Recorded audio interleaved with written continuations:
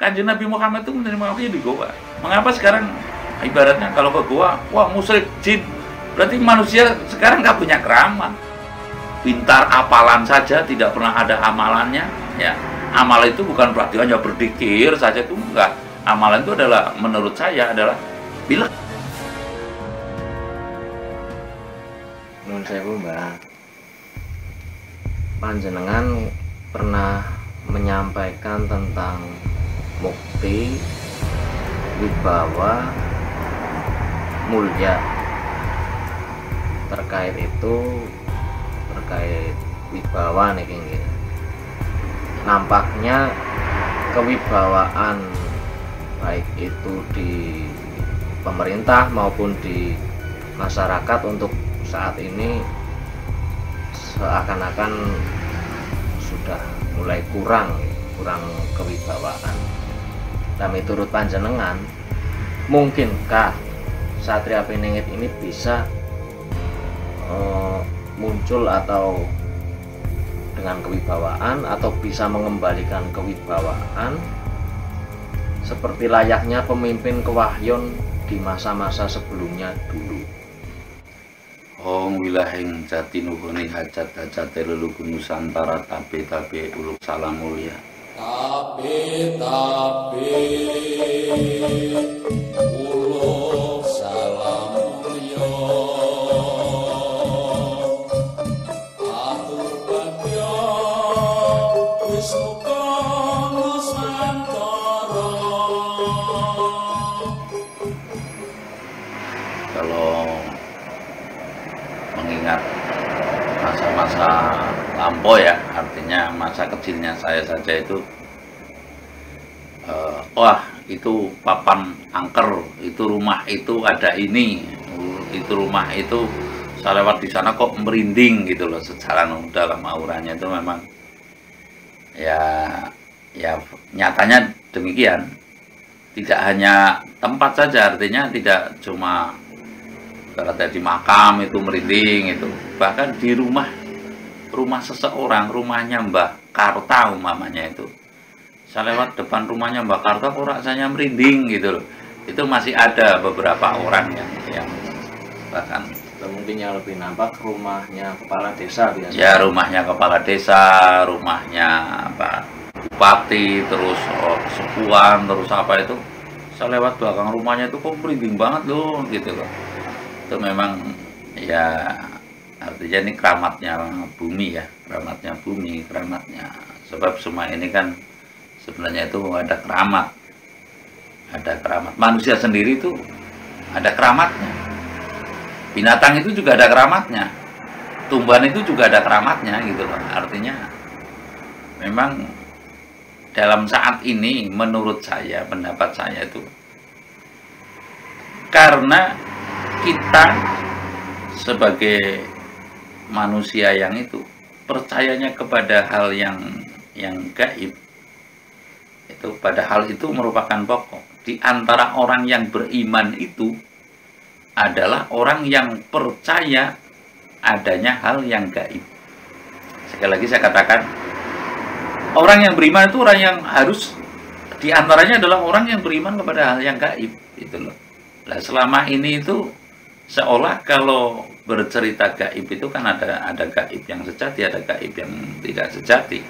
Menurut saya gitu, ada jin setan beri merayangan, ada sukma kita ya, ada nyawa-nyawa tumbuhan, ada roh-roh binatang itu perlu penjabaran tersendiri nantinya. Ini tidak sinergi, tidak, artinya selalu berbenturan antara gaibnya tumbuhan dengan gaibnya manusia. Gaibnya manusia berbenturan dengan gaibnya binatang, ibaratnya binatang bertempuran dengan ya seperti yang kita bisa lihat itu perambahan hutan perambahan hutan, sehingga ada terjadi kera masuk ke desa, bahkan ada gajah ngamuk dan sebagainya. Itu karena kita kurang mendisposisikan diri kita, artinya kurang menempatkan, memberi ruang lah. Nah, Intinya itu memberi ruang. Kita mesti memberikan ruang sukma kita. Sekali lagi ya, setiap manusia itu mesti memberikan ruang sukma terhadap dirinya, itu harus ada. Lah bagaimana caranya memberikan ruang itu? Ya kita tidak sembarangan yang kita makan gitu loh. Menjaga stabilitas makanannya, ya lemak penting, tapi tidak begitu penting kalau terlalu banyak gitu loh, ibaratnya. Terus kan ada protein hewani dan nabati itu ya. Jadi cenderung kepada nabatinya, hewaninya itu dikurangi lah. Kalaupun hewani itu cara masaknya itu mungkin dibakar dan sebagainya seperti itu. Artinya intinya kita masih menstabilitas, memberikan stabilitas diri kita untuk bisa ketempatan sukma itu bisa berbicara, mendominasi. Artinya sukma itu harus mendominasi pada diri manusia, bukan nafsu yang mendominasi. Kalau kita kebanyakan makan yang kurang bermanfaat, otomatis nafsunya yang mendominasi ya nafsu itu. Nah, terus binatang pun harus dikasih ruang. Terus tumbuhan pun harus ada ruangnya gitu. Artinya kita sebagai pemimpin di muka bumi atau khalifah fil ard ini mestinya memberikan ruang-ruang tertentu kepada makhluk lain, kepada binatang, tumbuhan gitu. Nah, Satria Piningit ini tentunya ya akan mengembalikan keramatnya umat. Dengan kata lain, tidak bisa manusia itu semau gue dalam berucap, dalam bertindak, termasuk dalam mempola. Kalau dulu 4 sehat 5 sempurna, mungkin ini nanti akan ada pola tersendiri tentang cara makan, cara berbicara, cara ibaratnya bertindak, sehingga keramatnya bumi, keramatnya umat ini akan kembali lagi. Nah, disitulah kewibawaan mungkin yang pernah itu, kewibawaan tanah Jawa ini, kewibawaan Indonesia ini nanti akan pulih kembali. Sebab pertanyaannya tadi kewibawaannya. Tanpa yang demikian ini nanti, ya kalau saya kemarin dalam konten saya, korat karit ya, kekorat karitan Indonesia tanpa disinergikan dengan keramatnya ini saya akan terus korat karit. Artinya korat karitnya diri kita ini itu kan oleh cara pandang dan cara pikir terutama itu, terus ucap dan tindak. Nah, makanya mulutmu adalah harimaumu ya kan, seperti itu. Sehingga kita akan bisa mudah sekali kesasar, akan bisa mudah sekali merasakan kasar itu apa? Menderita lah. Menderita ya, itu akan kesulitan. Apabila cara berpikir dan cara bertindak kita, ya, cara berucap kita itu lepas dari koridor ini, lepas dari koridor pancreng sukma. Pancreng sukma itu fungsinya selalu mengajak kepada tindakan kebajikan. Moh ngelarani, moh dilarani. Lebih baik di moh ngelarani itu, moh tidak mau disakiti, ya, dan tidak mau menyakiti gitu loh. Ya, lebih baik disakiti daripada menyakiti, kan damai sekali nih. Ya, yang lebih lagi sukma ini punya sifat yang sangat baik, yaitu paling baik di muka bumi ini adalah sudah disakiti masih berbunga. Berbunga itu masih berterima kasih gitu loh. Artinya ya memang intinya Sang Satria Piningit ini nanti ketika keluar, niscaya dan saya meyakini ketika sudah muncul akan memulihkan keramatnya umat, keramatnya bumi, keramatnya binatang, keramatnya tumbuhan, di mana di situ ada disposisi ruangnya tersendiri. Sekarang pun ada kan, itu PKSDA itu ya, Nah, BKSDA itu kan Badan Konservasi Sumber Daya Alam, umpamanya seperti itu. Namun nanti tidak banyak aturan, tapi cenderung kepada ibaratnya implementasi atau penerapannya lebih daripada itu, artinya penegakannya dan penegasannya dalam menjaga tata ruang.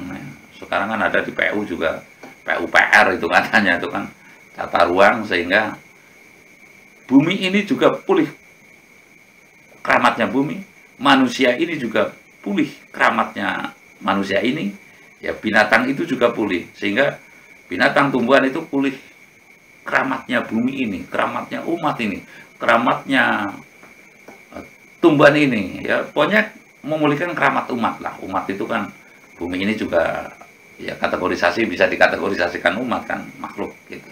Terus ini Mbak Nun Sewu, mengkeramatkan yang dimaksud dengan kata lain itu apakah kita tidak sewenang-wenang terhadap alam dan sesama, atau mengkeramatkan istilahnya dibuat menjadi tempat keramat, apa bagaimana Mbak? Mengkeramatkan yang dimaksud itu karena kalau sekarang itu legislasi ya, aturan itu apa? Peraturan, legalitas peraturan ya. Itu bukan berarti dikeramat. Lah ini kelirunya Mas, kelirunya bahwasanya kalau dulu di setiap desa itu kan ada namanya panembahan. Panembahan itu bukan penyembahan, saya pernah bikin konten itu. Artinya panembahan dengan penyembahan itu beda. Jadi nantinya mungkin akan ditumbuhkan lagi, ibaratnya panembahan itu adalah tempat untuk menembah. Tempat untuk menembah ibarat listrik itu adalah arde. Arde agar tidak terbakar secara keseluruhannya, otomatis ada mengurangi kadar nafsunya itu, ya kadar anunya apa? Kalau listrik ini apa? Tegangannya itu, sehingga ada arde. Nah kalau dulu di setiap desa itu tentu ada tempat keramat yang dikeramatkan, atau layaknya orang Jawa ngomong itu adalah panembahan. Lah nanti bukan berarti ini panembahan itu lain ya dengan penyembahan. Jadi panembah itu adalah tempat untuk mawas diri gitu aja lah. Tempat untuk introspeksi, mengetahui dirinya, mengheningkan cipta di situ untuk apa? Mengetahui dirinya nanti setelah menembah. Makanya kan ada sebuah ayat, jangan engkau pernah akan berkata mengetahui Tuhanmu apabila engkau tidak mengetahui dirimu, gitu loh. Lah, mengetahui diri inilah menembah, goseki awak ini, baru nanti tatanan penyembah. Lah, yang saya maksud tempat keramat ini dengan kata-kata itu tindakan yang musyrik lah, apa ini menurut saya perlu ditinjau kembali. Artinya kita sudah punya tatanan yang lebih mungkin lebih bagus, namun tidak ibaratnya tidak melalui promosi loh, tidak dakwahnya itu tidak apa siarnya lah, tidak disiarkan secara, karena apa? Sebagus-bagus manusia kita udah tahu, sebagus-bagus manusia itu ada jeleknya gitu loh. Sehingga kalau kita itu ibaratnya wah ini paling sempurna, kelihatannya gimana gitu loh. Sehingga bukan yang dimaksud itu memulihkan, mengkeramatkan itu tempat keramat, dan keramat itu nggak bisa dibuat Mas. Sekali lagi saya katakan, keramat itu nggak bisa di tempat keramat itu umpamanya, maaf ini saya mengatakan, tempat keramat dijadikan wisata ini enggak. Ini kan keramat dibuat rame gitu loh. Tempat keramat kan ada sekarang salah kaprah bener lumrah. Maaf kalau saya ngomong. Awal mulanya Ka'bah ini sangat keramat loh. Ka'bah apa itu ya?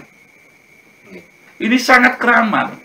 Tapi ketika sudah, maaf ini, keramat ini nggak bisa dibikin-bikin, nggak bisa dipalsukan intinya gitu loh. Keramat sekali lagi nggak bisa dipalsukan.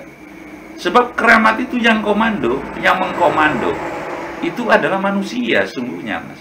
Sukmanya manusia itulah fungsi Khalifah bin Ad. Jadi pemimpin di muka bumi. Ketika manusianya itu sudah sukmanya sudah terselimuti oleh nafsu yang berbicara, keramat itu otomatis hilang. Itu artinya keramat manusia yang mengkomando itu adalah manusia. Artinya keramat bumi ini intinya akan kembali apabila memang manusia bisa menjaga keramatnya diri manusia itu sendiri. Jadi sukma yang wicoro, sukma wicoro, dudu nafsu wicoro, begitu loh.